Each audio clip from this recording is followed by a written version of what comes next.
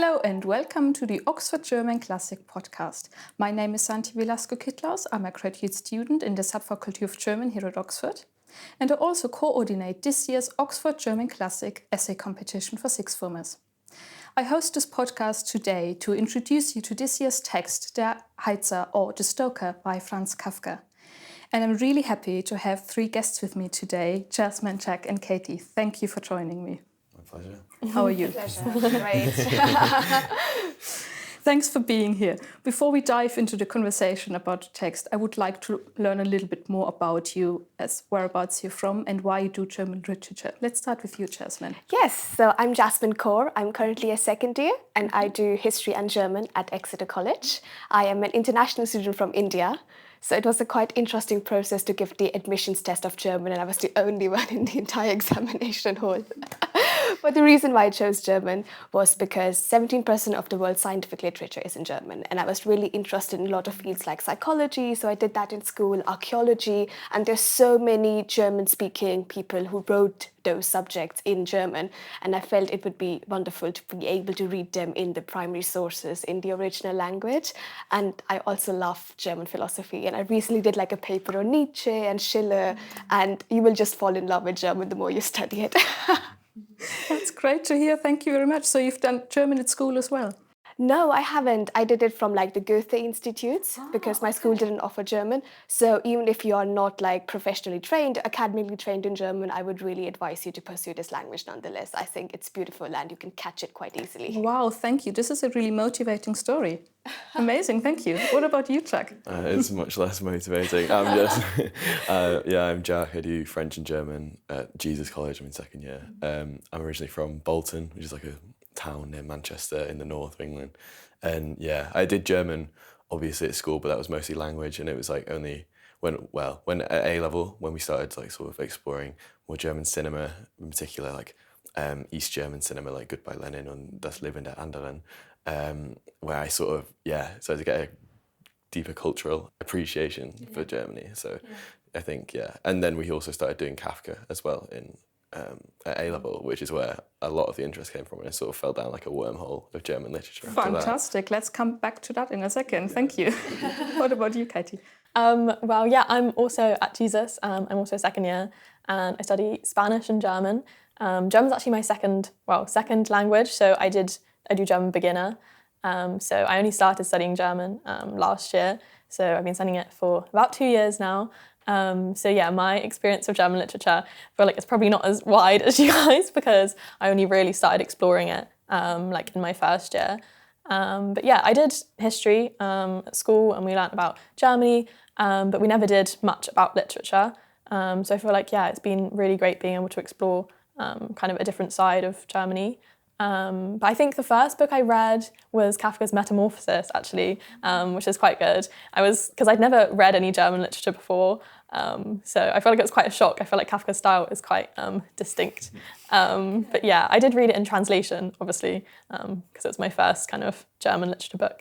But still, reading it in translation first, I think, is the best way to enter that realm. Mm-hmm. A shock, you say. This is really interesting because I feel like that as well. And I still have the shocks coming back if I take a pause. As I don't focus on studying Kafka in my doctorate. I read him for pleasure. Yeah. And I take pauses. I need to take pauses in between and come back. And it's always like, wow, okay, I'm in Kafka world again. How do you feel about that? Yeah, I agree because it's just so, the sort of worlds he's trying to portray are so sort of convoluted and strange and so sort of like foreign. But it's at the same time, it's so foreign, but also at the same time, it's so similar to real life. So I feel like you have to sort of just like take a step back and sort of review all of the ambiguities he's putting on the table. Almost. Yeah. And it's quite a stranging effect, doesn't it? Yeah, definitely. I think he creates like this very fascinating narrative distance. So you can sort of like see the story happening in front of you, but then somehow I think you're suddenly a player in the story as well. And I think that dynamic is so interesting and intriguing. And then when you study like the intricacies of his writings and the way he uses direct speech or the Konjunktiv 2 and all of these kind of small things, I think it really comes to life and you're like, whoa, that's Kafka. Wow. Yeah. No, I think the themes of Kafka's novels are just very weird in a way. Like, I don't know, like much different to anything that I'd studied before. Like, if you compare it to Spanish literature, I feel like tends to be, well, what I study tends to be more kind of like stories or like kind of more autobiographical things, whereas I guess, well, you could say Kafka's also has autobiographical elements, but yeah, no, it's just a lot different to anything that I'd read before. Yeah, but we keep coming back, which I think is a good sign. Before we dive into talking about the Heizer, as I would like to talk about the narrative style of the Heizer with you today, Katie, please tell me what you know about a narrative style. Okay, well, I mean, I know Kafka uses a lot of free and direct speech because he kind of like blends the voices of the narrator and of Kay, also not Kay in Der Verschollene, but so like they blend the voices of the character and the narrator so that you can't kind of, the barrier between them is not so clear. So yeah, you kind of get an insight into both the narrators and the characters in the stories' viewpoints, which I think is really interesting. Mm-hmm, thank you. And Jack, why do you think a narrative perspective is important in general and then in specific in Kafka? I suppose because it's the only way that we as a reader can really truly learn anything about what's going on in the story, because everything is filtered through this narrative perspective. Even when something is presented as completely objective fact, there's a degree of sort of prejudice or bias that always seems to seep in. So I think, yeah, narrative perspective is, you always have to take it into account whenever you're reading anything, any novel, even in real life with like newspapers and stuff like that. Narrative is always, yeah, at the top of the thing. And I think especially in here, because of the sort of complex nature of the narrative that's presented with this sort of two-sided thing where it seems to blend in with the characters as well. And I think that adds to the alienating effect of the novel as a whole, where it's really not clear. Like, personalities become very muddled and undistinct. So. Thank you. Jasmine, please tell us, how do you feel about the narrative style in the Heizer? Right, okay, so generally talking about narrative style, I think maybe narrative style is the technical term for reading between the lines in a way. So when you talk about how you're trying to figure out what the author is actually trying to say or who is speaking and what's the underlying purpose of that sentence or that speech, I think narrative styles and identifying whether it's the narrator who's speaking it or is it like the characters who are speaking it is quite important. And in terms of the Heizer, I feel like, as she mentioned, like indirect free speech is a lot used in order to like give us a sense of what is the main character speaking versus what is the narrator speaking. And there are, I think, like really beautiful moments that we can dive in later where you feel like both are speaking. And then it's your choice to deduce who is actually speaking or who is the one who is acting in that scene. So I think maybe the Heizer is full of those Kafka moments and narrative speeches. I agree, thank you. Jack, may I ask you to read the beginning of the story, please, so we get a feeling for how we're introduced to Karl Rossmann, our main character. Ja. Als der 17-jährige Karl Rossmann, der von seinen armen Eltern nach Amerika geschickt worden war, weil ihn ein Dienstmädchen verführt und ein Kind von ihm bekommen hatte, in dem schon langsam gewordenen Schiff in den Hafen von New York einfuhr, erblickte er die schön langs beobachtete Statue der Freiheitsgöttin wie in einem plötzlich stärker gewordenen Sonnenlicht. Ihr Arm mit dem Schwert ragte wie neuerdings empor, und ihre Gestalt wehten die freien Lüfte. So hoch, sagte er, und wurde, wie er so gar nicht an das Weggehen dachte, von der immer mehr anschwellenden Menge der Gepäckträger, die an ihm vorüberzogen, allmählich bis an der Bordegeländer geschoben. Thank you very much. Katie, please sum up what happens here and how do we feel about it? Yeah, so I feel like there's a lot going on. At the very start, we've had a lot of information. So we've got Karl Rossmann, 16-year-old boy who's been seduced. We don't really know the context of, and he's arriving in New York. So yeah, basically, I feel like we get his kind of, well, that's the thing, it's kind of like his perspective of how he sees New York, and then we get that little bit of text at the end of speech. So yeah. Which again is his speech and probably in his mind, so his thoughts. Yeah. We're trapped in his experience. So we learn in following Karl's story what he feels and what happens to him. And we can't leave that perception. What do we learn about Karl Rossmann? Who is Karl Rossmann? Jasmine. Karl, so from this paragraph, we can see that he is a 16-year-old boy who travels to America or is forced to travel or emigrate to America. And we don't really know much of his background story at this point. And we see how he sort of arrives with a lot of curiosity, I would say. So he's like, oh, what's the Statue of Liberty? And the sun's shining and all of that.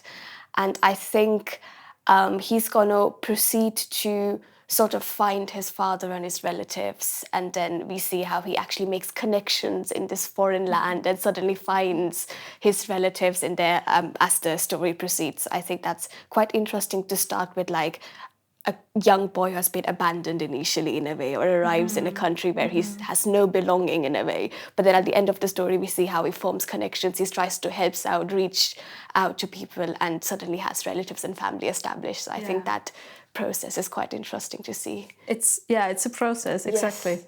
And we follow the moment. He's always in the present, isn't he? Can you add something on this? No, I think I agree, basically. I think it's quite interesting how this opening, I thought it's quite different to like Die Verwandlung and Der Prozess, because as opposed to their worlds where it's sort of bathed in like darkness almost, it's quite optimistic here. There's almost like this image of like a brave new world almost, with the sunlight shining on the Statue of Liberty. It's quite nice, and it seems to stray from the sort of Kafkaesque formula you normally see in his works, but then it sort of you delve into that a bit more as it progresses. There's sort of like a glimmer of hope, and then it's just ripped away immediately. Thank you. Yeah, interesting. Yeah, I agree with you. It's about enjoying the new visual impressions, and that's a very strong and positive force. And there's hope in it, I think, at the beginning. Yeah. We hear that he's abandoned because he has been seduced, or we don't know really what happened with the maid. Is Karl responsible for his actions, Katie? And can we even answer that question? I mean, from what we find out, it seems to me like more of a rape rather than like a consensual sexual experience. So I think in that sense, I mean, he's 16 and the woman is 35, I think. So I think in that context and the way it's described, I think it's quite distinctive that it just, you feel kind of I felt kind of uneasy reading how it was described. Yeah, because it's told in fragments. Yeah. And I find it really interesting how he thinks about the female body, because there's no pleasure in it, no sexual interest, no desire. And it kind of happens to him, and he can't even sort this experience. So, which I find really disturbing to a certain extent. Yeah. I think when we talk about like abandonment, it's not only he who has been abandoned, but somewhere also the child who has been abandoned in a way. Which child? Like he gets her pregnant, so that child will grow up fatherless in a way. So I feel like there's a continuation of abandonment where it's not only him that has been abandoned, but also that child in a way will grow with only one parent. Yeah. So there's like this generational abandonment which we see already in the first paragraph, I would say. Which is quite sadly a human experience. Right. So do you think that in this way, Jack, the Heizer is open to other cultures? Oh yeah, I think absolutely. Even though, there's obviously, it's very sort of coded with imagery of America, obviously, and Germany. I think it's he portrays a very universal experience, and an experience that he's drawn on from his own life, because he's sort of plagued by feelings of abandonment and not being able to fit in anywhere, which is obviously evident in his novels. But I think, definitely. Thank you. And he's 16, 17 in the story, at the same age as our audience. Do you think he's a relatable character? Katie? I mean, it's a hard one. I mean, I think I'm not sure many of the viewers will be able to relate with his experience of being sent away at a young age, or maybe they will, being sent away to uni, maybe, like leaving your homeland, being sent away to like a strange place. But I think like the way he stands up for the Stoker, and he's, I don't know, I think he's kind of like admirable. Like I quite like him as a character. So I think maybe that's quite relatable. He gets quite emotional as well, which I think is good, because I think a lot of 16, 17-year-old boys maybe today would struggle with like expressing emotions and things like that. Whereas Carl doesn't seem to have much problem with that, which I think is really fun. Thank you. Masculinity is a good point. May I ask you, Jack, about this, how you feel about that, how masculinity is portrayed, how it has to do with how we see masculinity in society and Carl's age? Yeah, I suppose, well, the fact that most of the like primary characters, I think, well, most all the characters, apart from the Dienstmädchen, are men. So it's a very, like, masculinity plays a big role. And I think especially in the portrayal of communication, because there are just so many voices going over one another. And then, it's sort of, masculinity is almost threatened by like social status, because like the captain, there's all these different figures whose voices like overshadow everyone else's voices, and especially that of the Stoker, who's sort of like continually, I suppose you could say that he's emasculated over the course, because power is just sort of completely taken out of his hands. His own like fate, almost, if you want to be a bit prophetic about it, is taken out of his hands and put in the hands of other people, and that sort of plays into the whole idea of the text. And I think especially in the scene with the rape as well, very interesting how male desire is completely stripped away. And I think the narrative is interesting there, because it is just like sort of an enumeration of events. It's sort of, told in a very, sort of very disturbing, unsettling way. So I think that's quite interesting how he presents masculinity in those two different environments. And we have male friendships between a younger man and the Stoker. And Carl really likes the Stoker, whereas he doesn't connect as much with his uncle in this chapter. And I really like the scene. I have to admit, I like him as well. He's not really a reliable narrator, but I don't want to say I don't care, but I had the feeling I like him, and I think he genuinely tries to be good in what he does. But at the same time, we realize he doesn't have much agency. He's moved by others, not only in being abundant, but even in conversations. He's seen as the boy, and he has to grow up and learn, I feel. Yeah. Right. Yeah. It sort of brings us back to the idea of masculinity, and like, I think what I really find fascinating in this chapter is that masculinity starts maybe with a physical expression. So you start with the rape and stuff, and although he says that he didn't enjoy that, he feels distant from that action, but it still sort of signifies a masculine act in a way. So it starts with something, a physical expression of masculinity, obviously in a very negative way, but still a physical expression. But the more the story progresses, you see that it's more verbally that he's denied his masculinity, that his speech is overridden, he's not taken seriously. So I think that transition from like acting versus even like your own words and speeches, and the way narrative is formed is taken away from you, is quite interesting, that change of masculinity and expression. Thank you. And we have to mention that the rape scene, or that sexual scene, is his memory, which comes back like in flashbacks, again fragmented. And that's the bit where we actually leave the present moment. And other than that, we experience his experiences from the present. Always moved on by that. Are you familiar with the term Kafkaesque? And can you explain it to us, please, Jack? It's difficult, I admit. I don't know if I can explain it, but like, I think, it's sort of the portrayal of like an environment that's very much like characterized above else by disorientation and sort of like, like your feelings of individuality being sort of stripped away, and alienation, and all these ideas that sort of pop up again and again and again in Kafka. But I think it's quite interesting in this, because I can only think of one really Kafkaesque moment, which is when he goes back down into the boat right at the very beginning, and he's trying to find his, I can't remember whether it's the umbrella or the... Umbrella, I think it is the umbrella. And he's trying to navigate these long, winding corridors, and it's like something out of Der Prozess, I suppose. Yeah. But that was the only really sort of Kafkaesque moment for me. Sense of getting lost. Yeah. I think that's sort of like a big aspect of it, the sort of disorientating perspective of sort of what seems to be a very simple sort of physical environment. Like it's like, it seems like it's much larger on the inside than it is on the outside, because he talks about how the boat is quite small, but then once he goes inside, like into like the underbelly of it, he's like completely lost and disorientated. Which relates to his life experience to a certain extent, don't you think? Right. Yeah. Are there any other moments where we say, okay, this is typical Kafka? Here we could feel it, Katie? I feel like kind of like Carl's sense of powerlessness, like in the room when he's talking to the captain and the purser, and he's trying to persuade about the stoker's kind of value as a worker.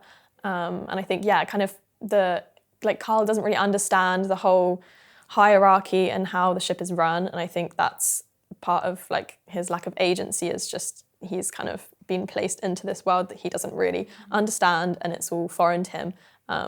But I think, yeah, he's obviously still trying to defend the stoker, which I think is really nice, despite not really understanding the hierarchy and being kind of like a foreign person in this like new world, which I guess is also like kind of Kafkaesque element.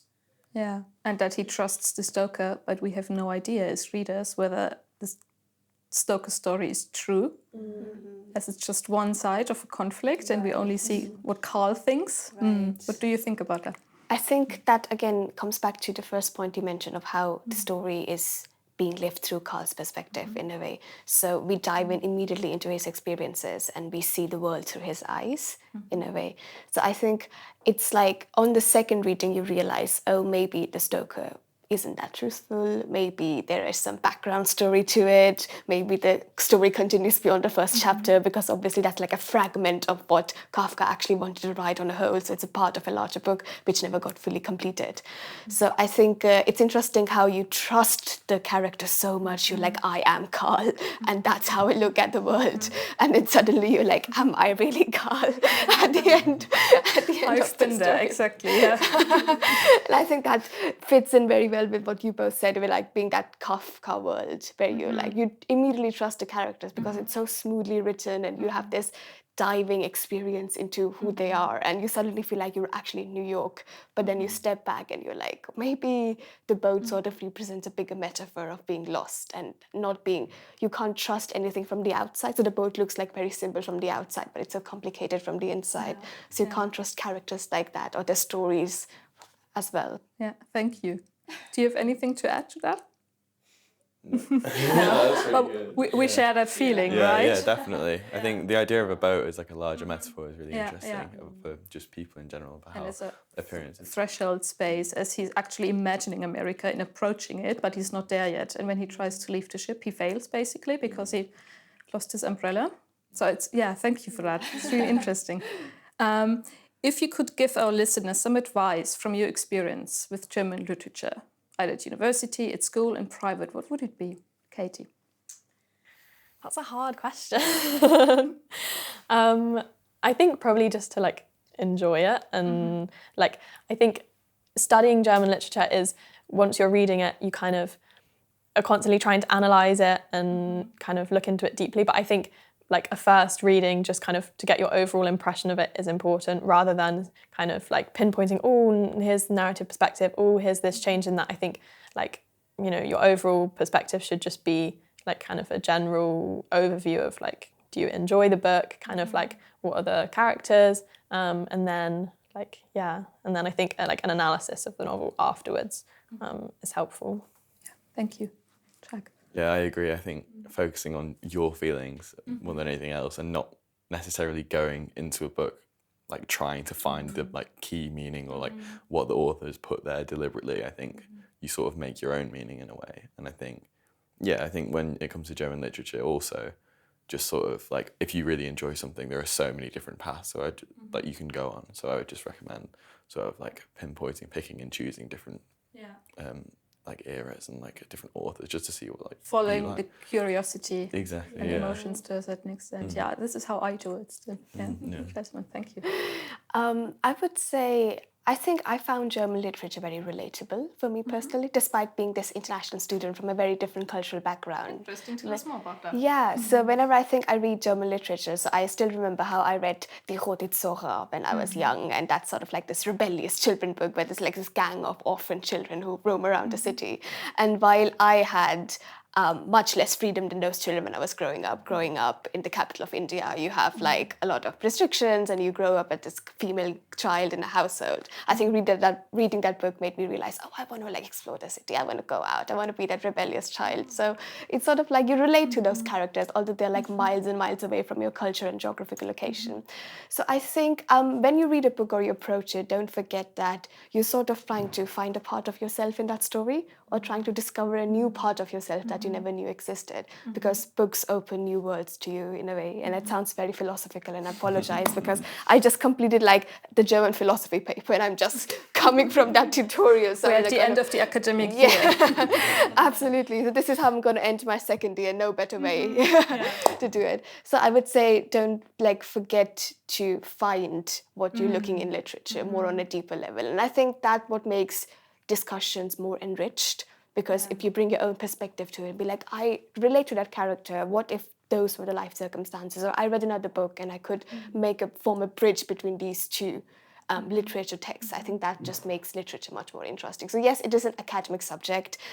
If you studied at university or school, it might be marked and you have exams, but on the whole, literature is something so much more beautiful to enjoy.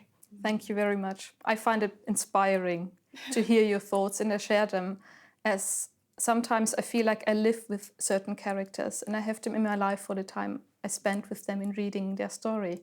And they're so inspiring, and I can take so much from them for my own life.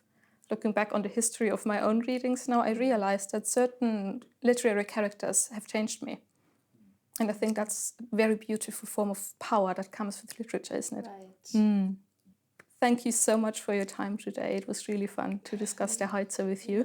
Thank you. Thank you for having us. And for those of you who are listening today, please check the link to our website in the description box below to find out more about our essay competition for sixth formers, or just Google Oxford German Classic. Thank you and bye.